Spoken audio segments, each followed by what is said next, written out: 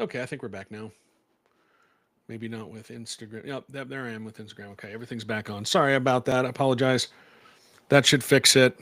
I spent a lot of time trying to go through my settings today, and as I said, I'm on my backup stuff because everything crashed on me. My streaming software, I don't know why, it just would not stay open, and I didn't want it to crash in the middle of the live stream. So I apologize for that. Anyway, let's get back to it here. Much better. Thank you so much. Let's see. Any other questions, comments out there? Let me see. Vote for Stephen Burt, who is running for Congress, says, in my view, if they appeal and otherwise take legislative action, fair game. If we don't like it, we need to elect new people. If they attempt to impeach the judge, that's a problem. I think they're going to do both, actually. And one of the, I've said this before, and one of the reasons why they do this, one of the reasons why they're emboldened to take these actions, one of the reasons why they have decided or that they're going to probably move the filing dates, change things up, is because they are not suffering, they don't suffer any consequences. They don't suffer any consequences from voters. Look at what happened in 2024. They lost one seat in Salt Lake County, but traded that for Rosemary Lesser's seat up in Ogden.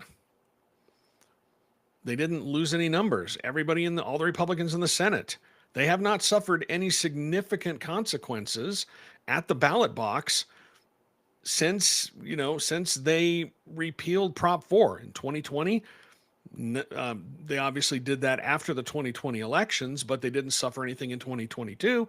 They didn't suffer any consequences in 2024. And when you don't suffer any consequences electorally, then you feel emboldened to do these sorts of things. So they're going to do that. As to whether they're going to impeach Judge Gibson, I think they will at least attempt to. I'm sure that they're going to try to, not in the special session, but I suspect that that's going to happen.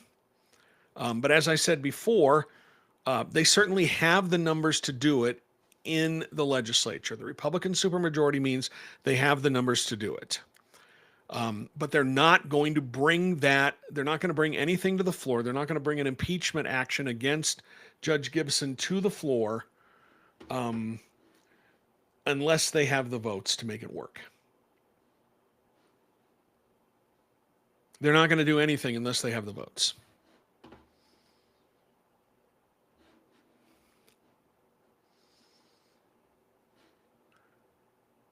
Kathy asks, does Senator Curtis have an excuse for voting against the bill passed today? I think that would have required a congressional approval for military action in Venezuela. I'm not exactly familiar about that. I think it might have been just a resolution. The biggest thing is going to be war powers. And what you want to watch on that is you want to watch Mike Lee. You want to watch Senator Mike Lee because his big thing has been the War Powers Act. He and Rand Paul. So does Senator Mike Lee get all bent out of shape if there is military action against Venezuela? Does he decide to support the War Powers Act? Because, the president is supposed to get approval from the Congress, and they haven't for decades. And and Senator Mike Lee has been a big critic of that. So will he be one of the people who gets on board with a War Powers Act resolution? I don't know. Everything gets scrambled when it's Trump rather than Obama or Biden. Be something to watch.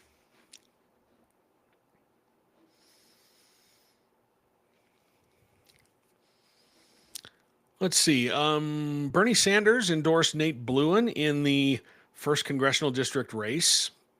Does that move the needle for you at all? I'm actually interviewing Senator Bluin tomorrow about his candidacy. I'll talk to him about that, but I'm curious, does that move the needle for you at all? There's a lot of people who said, well, yeah, Bernie Sanders, he's very popular here in the state. He got 80% of the vote in 2016 in the presidential nominating contest. But there's some context you need on that. 2016 was a caucus. The Democrats had to have a caucus because the Republicans didn't want to fund didn't want to fund a primary. They wanted to do a caucus as well, and their caucus was a mess in 2016. I think they did it online, and it was just a complete disaster. Maybe it was earlier. I know Ted Cruz won on the Republican side, but the legislators did not want to fund a primary election. And so they didn't have one. And Bernie Sanders won 80% of the vote at the caucus, and the Democratic caucus was an absolute disaster. There were long lines, people waiting in the cold because more people showed up than what they expected. In 2020, they switched to a primary election, and Bernie Sanders only got about 37% of the vote. He still won Utah, but he only got 37% of the vote, beating out Joe Biden and Michael Bloomberg, who got about 17% of the vote here in Utah in the Democratic primary. So yes, Sanders is popular here in the state, but he's not 80% popular. His drop off between 2016 and 2020 in Utah was the largest drop off in any state, according to a study from the Brookings Institution, I believe.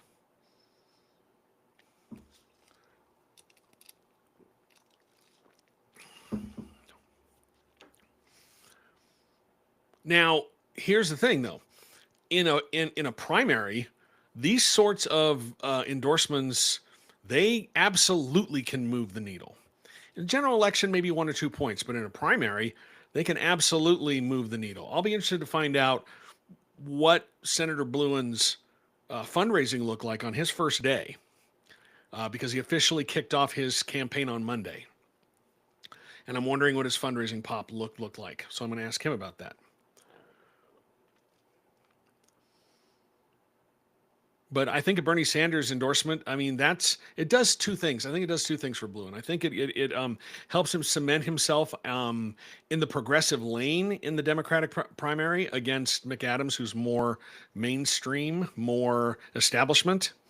And it also keeps, I think, Caroline Gleich out of the race.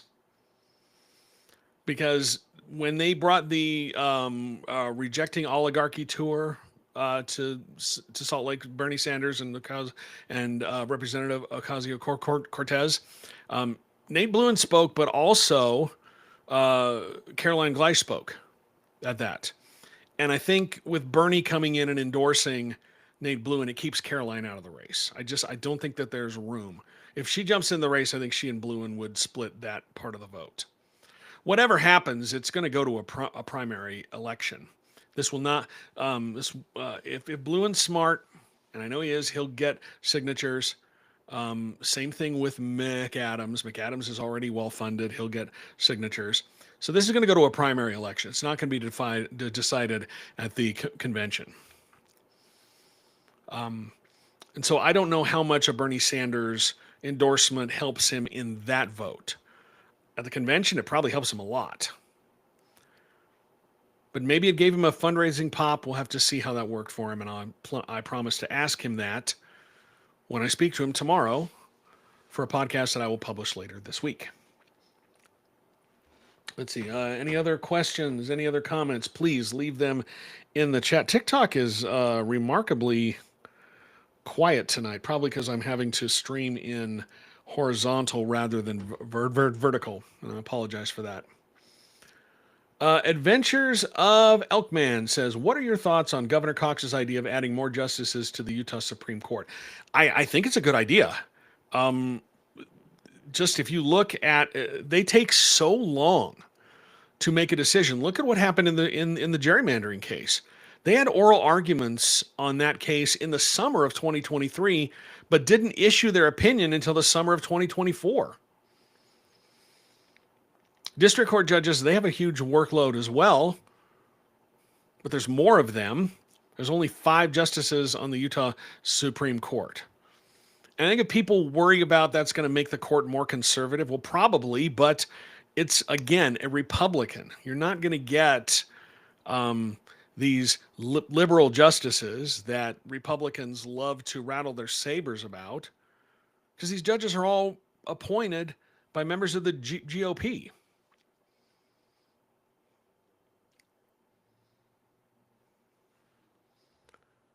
M. Gallaty says primaries are a lot more Democratic, small d, than caucuses. Yes, exactly. Um, yeah, and there was a vote by mail as well in 2020 because well, there was the vote by mail that increases turnout. Democratic primary, large D Democratic primary is open. Anybody can vote in that as long as you don't cast a ballot in the Republican primary. So because the Republican primary is closed, meaning you have to be a member of the Republican Party. And I suspect that if these maps are in place for the election, and we have to assume that they are because that's where we're at right now. But we have to assume that if these maps are in place for the election next year, that Democratic primary, if it gets, is probably going to be extremely expensive. I don't think it'll rival the McAdams Love match in 2018 or McAdams and Owens in 2020. Those cost millions and millions of dollars. But if it does go to a primary, this will be the first primary that Ben McAdams has ever faced in his electoral career. When he first went into the Senate, he was elected through a special election where he had to be voted on by Democratic Party delegates. He won that election, and then he won his re-elections. When he ran for Salt Lake County mayor, he was being challenged by Ross Romero. And a lot of people don't remember this, but at the Salt Lake County Convention that year, the rule said that if you didn't get a majority of the vote, I think you had to get 60. Anyway, there was a last minute rule change that there were a number of candidates in the race, and nobody got the required number of votes in the first round. So what happened in that convention? Sorry, I lost my train of thought. I was reading a comment. What happened in that convention is that there were a number of candidates in the first round of voting. The two main candidates, Ben McAdams, Ross Romero, and neither of them got to the 60% that they needed to win the nomination outright. Earlier in the day, McAdams folks pushed through a rule change that allowed for a second round of voting if nobody got to 60 in the first round. McAdams got to the required number in the second round of voting and avoided a primary. He didn't have a primary in 2018 when he ran for Congress, didn't have a primary in 2020 when he ran for re-election. So this, if it gets to a primary, this would be the very first primary election that McAdams has ever had to run in all the times that he's been an elected official here in Utah, which I think is quite remarkable. I mean, on one hand, it's not because he's a Democrat and the Democratic bench is not very big, so there's not a lot of challengers. But on the other hand, this is a big seat, and it's a big opportunity for a Democrat to go back to Washington. So I would suspect that someone's going to push him into his first ever primary. And then you get to see what your ground game looks like. That's going to take money for advertising. There's going to be expect a lot of money to come flooding in, probably on both sides, in support of whatever candidates make the primary. I would be shocked if this somehow got decided at convention, because Democrats are not as squirrely about gathering signatures as the Republicans are. One candidate usually makes it through the convention at least one candidate goes in the convention saying, I'm not going to gather signatures. This is on the Republican side. A lot of it is because they couldn't get enough signatures. If you remember Orrin Hatch's son, when he ran for U.S. Senate in 2024, was trying to get signatures, but he wasn't going to be able to get there. He didn't get enough in the end. So he had to switch his tactics. Mitchell Weiss, who is not a fan of Ben McAdams, and I'm not going to read some of his comments, but he says Ben won't even show up to convention. How much you want to bet on that? How much you want to bet? How much money are you putting on that right now? Because I know for a fact that McAdams will be at that convention. Mitchell's probably one of the Democrats who are still salty over the whole Evan McMullin gambit that happened in 2022 in the U.S. Senate campaign, and I'm sure he's got a little bit of a beef on that. Ryan Hi-Fi on TikTok says that never made sense to me. Why are our primaries set up like that? Can you give me a little more context? Usually at party conventions, the number for usually at party conventions, if a candidate can get 60%, that's usually the threshold that they try to set at the conventions to go to win the nomination outright. And if you don't, then the top two vote getters go to a primary. And they usually have multiple rounds of voting, but it's usually 60%. Some places it's 55. There are some counties that are at 65, maybe.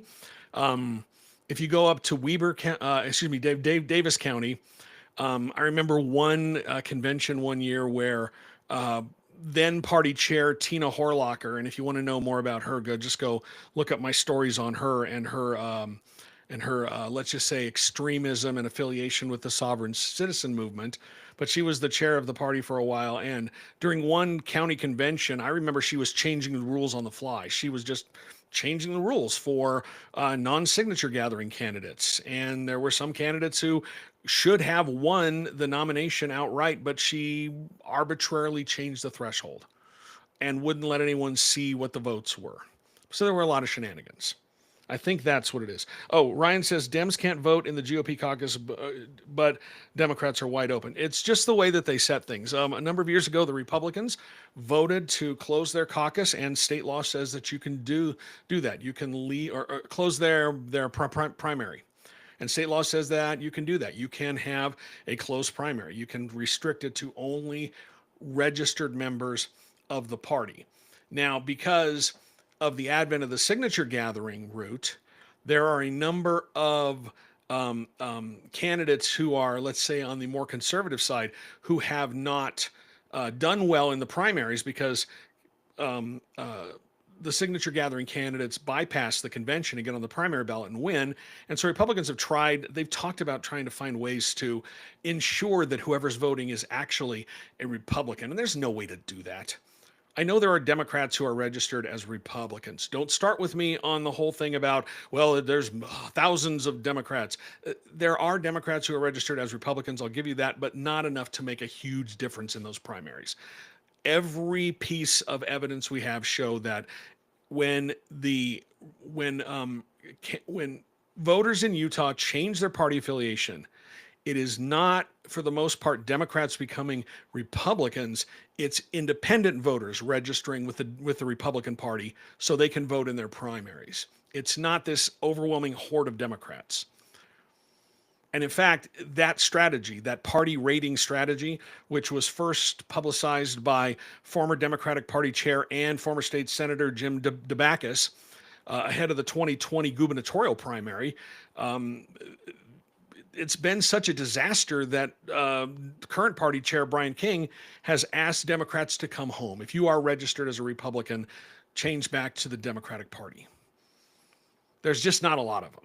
There are some, but not this overwhelming number. And I know that that's a story that Democrats like to tell themselves, but there's nothing to support that. Nothing at all. There's anecdotal evidence, and anecdote is always easier to believe than hard evidence, but the hard evidence shows that the voters who changed their registration to become Republicans here in Utah were independents who wanted to vote in the Republican primary, not an overwhelming number of Democrats. And that's just not me saying it. That's academics. That's Princeton looked at it. There were a number of studies. And if you look at the flow, you can actually see the flow of these voters. And it is independent voters becoming Republicans rather than Democrats sneaking into the Republican Party.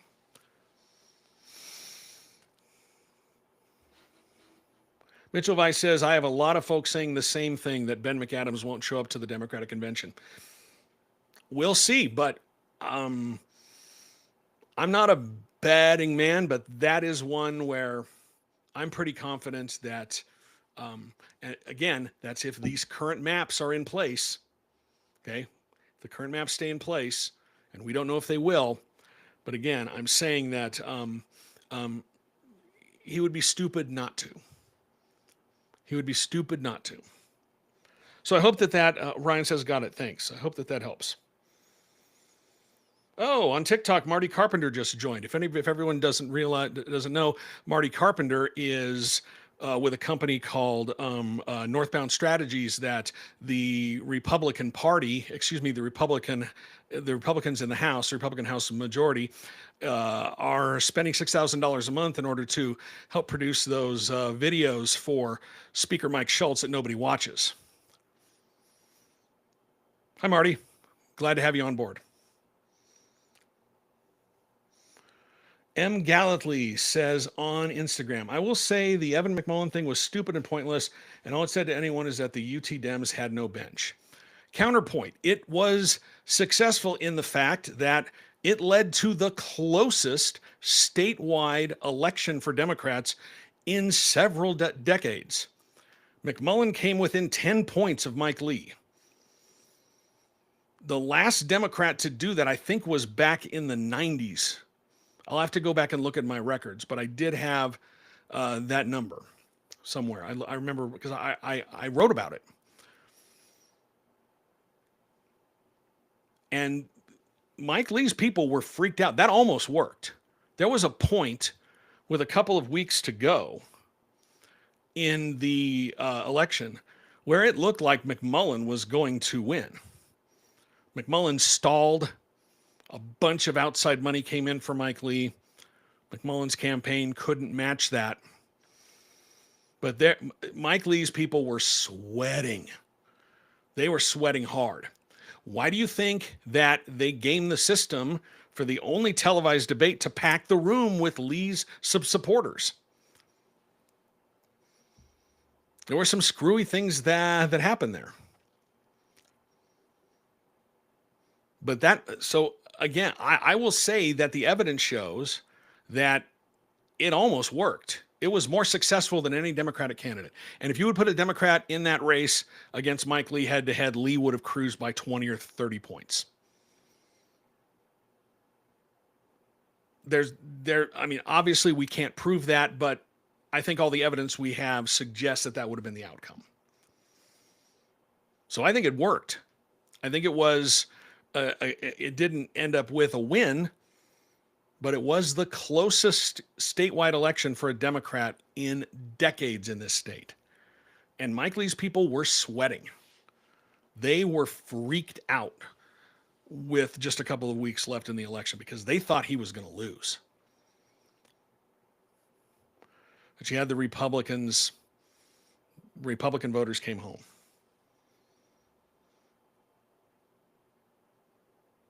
I don't know how to say your name on TikTok. Quillative, I think. Anyway, they say, congrats on being one of the top journalists in the nation. I saw your TikTok about that. If you haven't seen it, Chris Cillizza, longtime national political reporter. He's also independent now, like myself. On his Substack, he published a list of the top political reporters in all 50 states. He broke it down by state, the top political reporters. And yours truly was one of the ones for Utah. And I appreciate that. I appreciate being a trustworthy voice. I appreciate people trusting me to give them information. And it also makes me a little bit proud because I'm an independent journalist. I'm one guy. What you see is one person. I don't work in a newsroom. I don't have a team of people helping me produce my content. What you see comes directly from me, and I work my ass off. And the great thing about it is, at being independent, that means that I'm supported by my subscribers, by people who value this kind of reporting. I don't have nothing goes through a corporate filter. I don't answer to political agendas. I don't have to worry about losing advertisers. I don't have to worry about pissing off powerful people. I do that anyway. I think I wake up in the morning and that's my default setting. But my subscribers, like Kathy, Um, um, my subscribers like Kathy on Instagram, they're the ones who make this possible. And Kathy, thank you so much for being a subscriber. I appreciate it. Looks like my Instagram feed is frozen a little bit.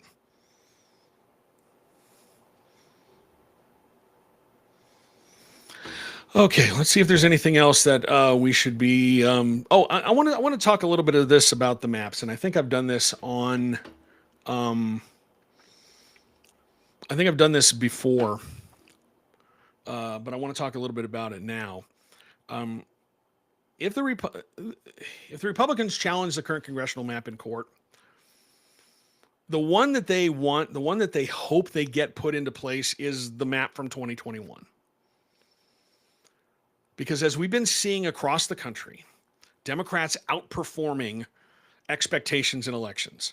And that map that they passed earlier this year and submitted to the court, which was rejected by the judge, that created two districts that look competitive. Not just one that was, D plus 14, but four Republican districts, but one of them was R plus 2, one of them was R plus 6. And everything we're seeing, every single piece of evidence right now, and things can change. And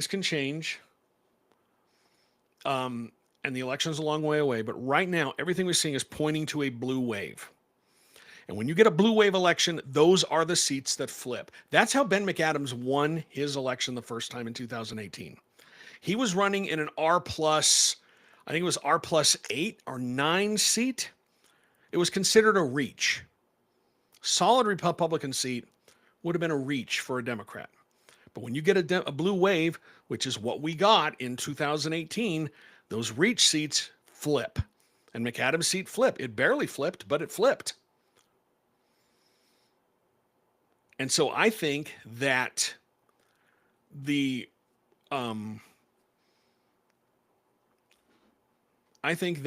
Republicans, and I've had people tell me this, if they challenge the map, they want the old map, the 2021 map, to be in place, not the one that they passed, because they might get 2 Democrats in Congress from Utah instead of 1.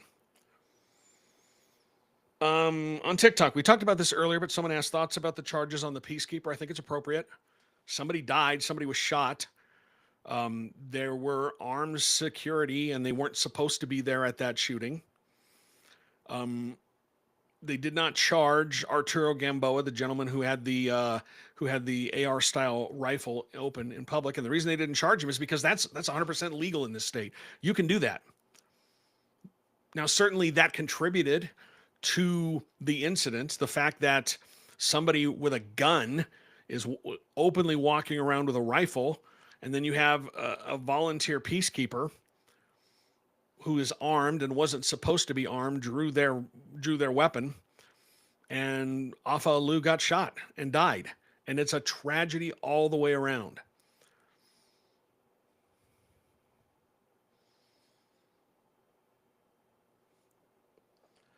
So yeah, I think it's appropriate, and I think that there's going to be a civil lawsuit. And I think they're going to, and I've talked about this before. I talked about it earlier tonight. I've done a lot of reporting on this. I've done a lot of digging. The people who were the organizers, they did a lot to shield themselves from scrutiny, and they didn't think it was going to matter. I mean, they set up a corporation in Wyoming where they don't have to disclose a lot. There's a lot of layers, a lot shielding the organizers of this march. And it really didn't matter until now it does, right? So we'll have to see how that plays itself out.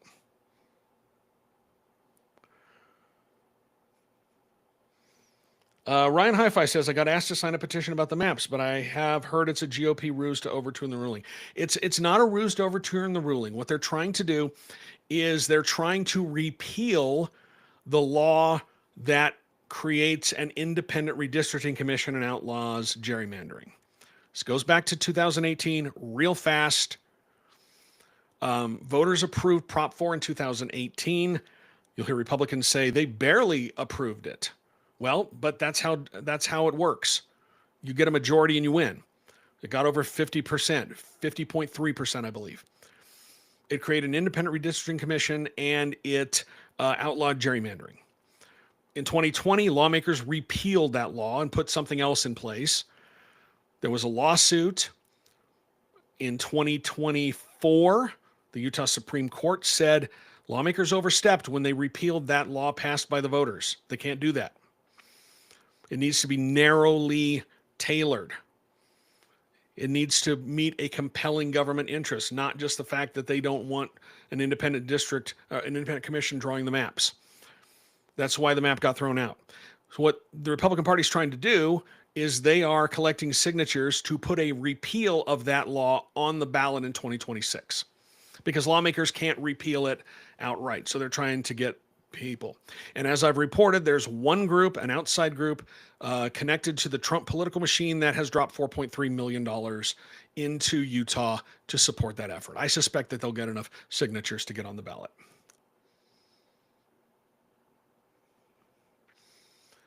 Let me see. Mitchell Weiss says, if we get an R+5 district, Ben can run there. Unfortunately, the way that the maps were drawn, Ben is actually in the R+2 district. He lives in that district. And I know you don't have to live where you run, because a lot of our legislators don't do that. But that's where McAdams lives. So he would run in the R+2 district if that map gets put in place. Hey, Chris Collier says, you do a good job. I need your hot take on the 2034 Olympics logo. It's hot garbage. It is hot garbage. That is terrible. I understand that they were trying to, this is what happens. And I posted this on social media. Do you remember how everybody in Utah was having kittens after the opening ceremonies in the 2024 Paris Games because they showed a drag queen Last Supper? My reaction to that was, well, yeah, it's France. But this feels like an attempt to go 100% the opposite direction. The logo is hot garbage. Thankfully, that's not going to be the final logo. That's just the bid logo or the organizing committee logo. The actual logo will be unveiled at the 2030 Winter Olympics.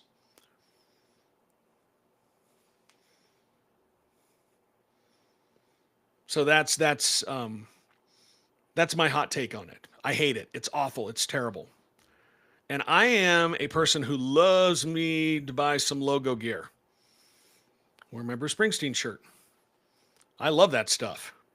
I have more t-shirts than I could ever wear. But I love to buy that stuff. But I ain't spending my money on that crap because that is awful.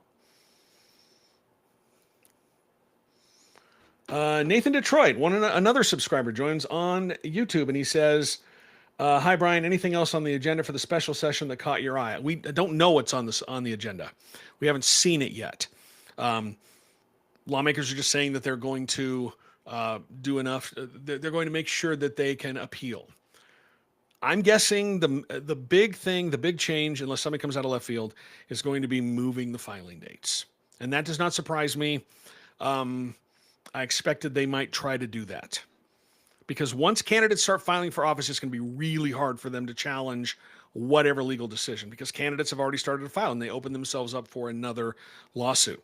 I'm surprised there's not talk of a counter lawsuit if they do move these filing dates from candidates who have already launched their campaigns, candidates who are already raising money. I'm surprised that, and maybe that happens, but maybe the Democrats don't want to pick that battle right now.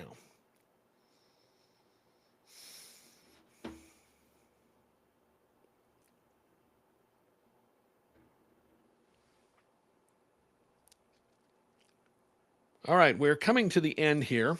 I've pretty much talked myself hoarse.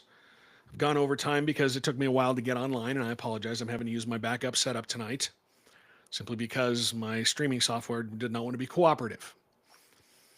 So, Mitchell Weiss says, we're protesting in the Rotunda December 9th at 6 p.m. They could be done by then. They could be finished by then. They'll meet in the morning.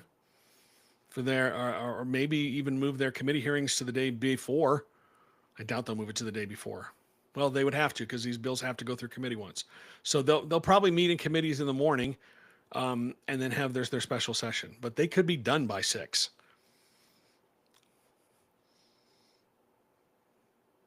Nathan Detroit says, where do you get your cool glasses? It is a company called Pair Eyewear, and they do that. Stick on with magnets. I have a few of those toppers. My wife has a very extensive collection. She loves to accessorize with her glasses. She's the one who turned me onto it in the first place.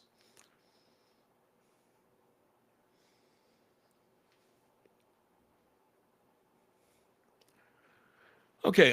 Hey, go to my website, sign up for my newsletter. I've got a story coming probably tomorrow. I'm gonna give you a little bit of a teaser here.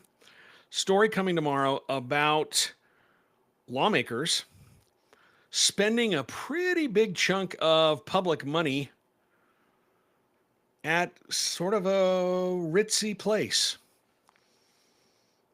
And it's interesting. Took me a lot of digging. I got a tip about it first. It took me some digging, but I've nailed it down. They can't deny it. They won't answer my questions about it, of course. But in the business, we call that a tease. I should have that story for you tomorrow. I've been working on it all day today, and I should put the finishing touches on it tomorrow. But it's your Republican lawmakers spending a big chunk of public money at a very swanky place. So you can go to my website, utahpolitics.news. You can sign up for my newsletter there. It's free. Before we go, thank you for joining tonight. I appreciate this. I appreciate your questions. I appreciate having the opportunity to chat with you.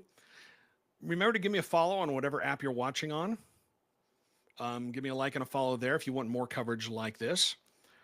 You can go to my website, utahpolitics.news, sign up for my newsletter. If you feel like it, you can become a subscriber. Right now, I'm running a new subscriber special. 1 year, 20% off. It's like $44 for a full year. And you get extra emails. You can join our Discord community.